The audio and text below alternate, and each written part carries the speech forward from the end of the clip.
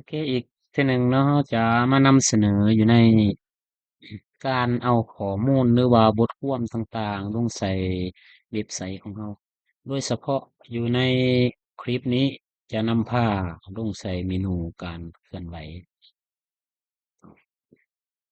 อยู่ในเมนูการเคลื่อนไหวนี้ก่อนอื่นแม่นเฮาเข้ามาภาคส่วนของ Back End หรือว่าเข้ามาทางบ้านเว็บไซต์ของเรา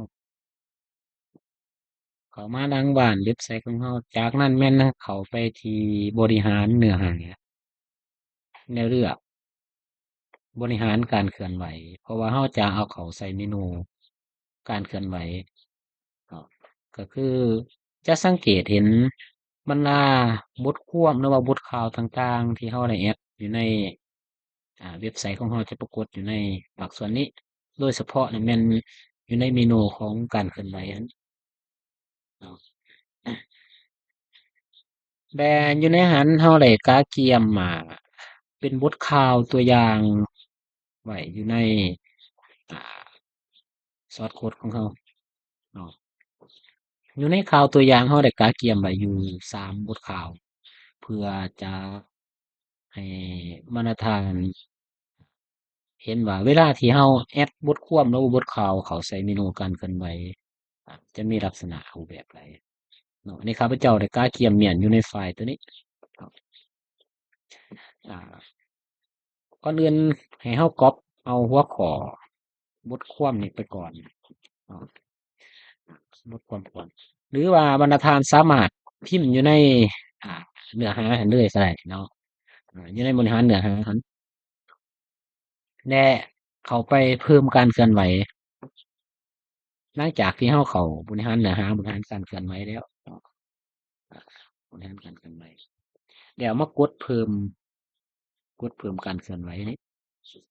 เพื่อเป็นการเพิ่มบทความบทข่าวหรือว่าข้อมูลต่างๆเข้าใส่เมนูการเคลื่อนไหวอยู่ในหน้าเว็บไซต์ของเราอยู่ในแถบหัวข้อ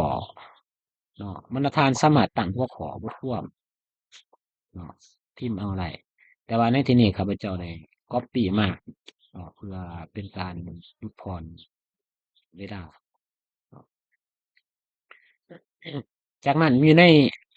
แถบของรายละเอียดเราสามารถพิมพ์เป็นภาษาลาวเนาะหรือว่าภาษาอังกฤษก็แม่นมาใส่อยู่ในแถบของวงลุ่มตัวนี้เนาะเพราะว่าเว็บไซต์เราสามารถสร้างได้2 ภาษาเป็นภาษาลาวและภาษาอังกฤษแต่ว่าในที่นี้ข้าพเจ้าขออนุญาตอยู่ในรูปแบบของภาษาลาวเนาะส่วนบางเนื้อในรายละเอียดข้าพเจ้าได้เกียมไว้อยู่ในไฟล์นี้แหละเนาะฉะนั้นเราก็ copy เอาเนื้อในที่กาเกียมไว้เป็นบทความเนาะขาวๆไว้อันนี้ copy เนี่ยมาวางใส่อยู่ในแถบของรายละเอียดแถบของรายละเอียดอ่าเจ้าจะเลือกเป็น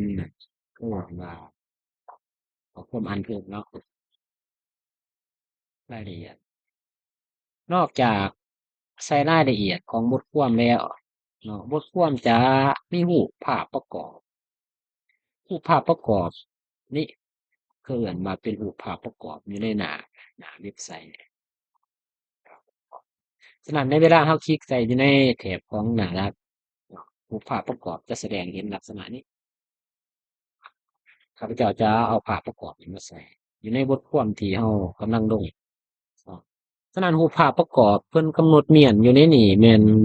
1,000คูณให้380พิกเซลเนาะแต่ว่าภาพอยู่ในหั้นข้าพเจ้าได้เขียนไว้แล้วเนาะฉะนั้นเข้าไปที่ Source File แล้วไปเลือกเอารูปภาพที่เรากาเกียมไว้เนาะอ่าบทความที่หนึ่งจะอยู่ในรูปภาพที่หนึ่งเนาะที่เราได้กาเกียมไว้คลิกใส่รูปภาพที่เราต้องการเนี่ยคลิก Open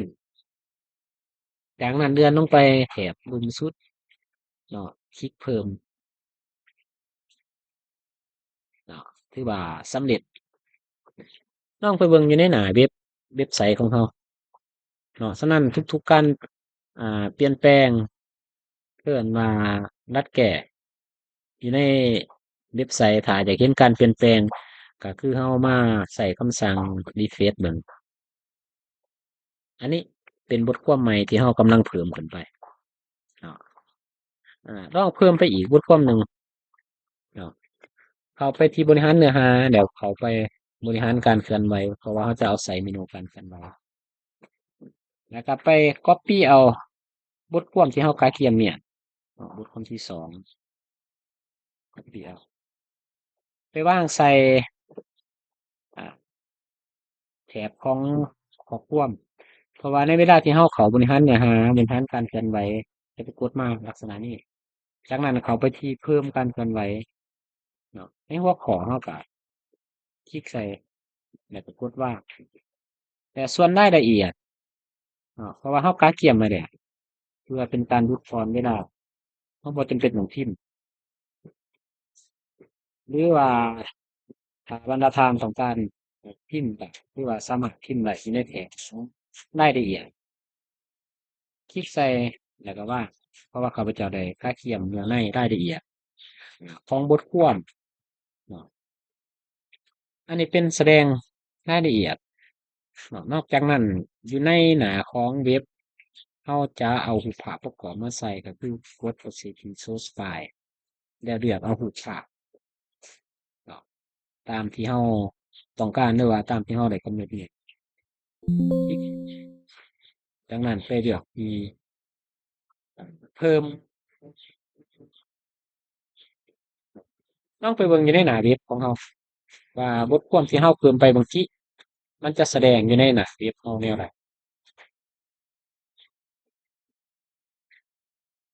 อืมมาถ่ายจังหนึ่ง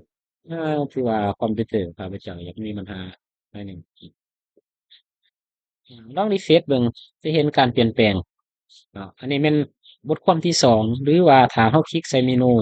การเคลื่อนไหวจะสังเกตเห็นบทความใหม่ๆที่เราได้เพิ่มขึ้นปรากฏขึ้นมา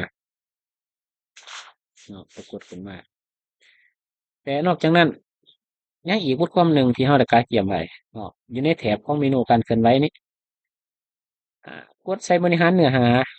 กดใส่คำสั่งบริหารการเคลื่อนไหวจากนั้นไปเพิ่มการเคลื่อนไหวอยู่ในแถบของหัวข้อเราก็ไปcopy เอาหัวข้อของบทความเนาะที่เราได้กาเตรียมเนี่ยอันนี้ข้าพเจ้าได้กาเตรียมเนื้อในแล้วก็หัวข้อไว้ให้บรรดาท่านได้สังเกตเห็นว่าในเวลาที่เราลงใส่เมนู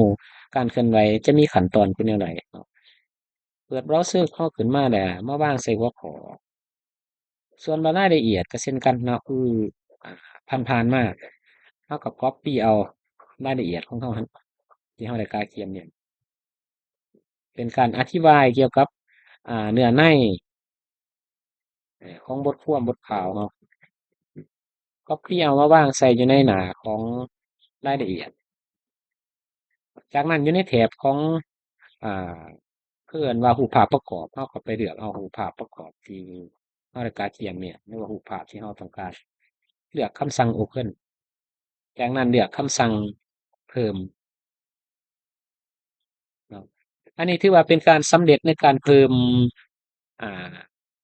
บรรดาข้อความหรือว่าบทความอยู่ในแถบของเมนูการเคลื่อนไหวหรือว่าเพิ่มเขาอยู่ในเว็บไซต์ของเราเวลาเราเข้าไปเบิ่งหน้าเว็บไซต์ของเราจะสังเกตเห็นบทความใหม่ๆที่ปรากฏขึ้น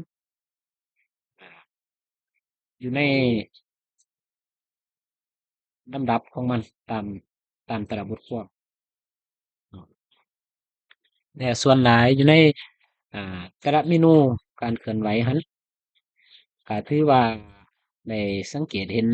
บทความแล้วก็รูปภาพหลายๆอย่างปรากฏขึ้นมาเนาะ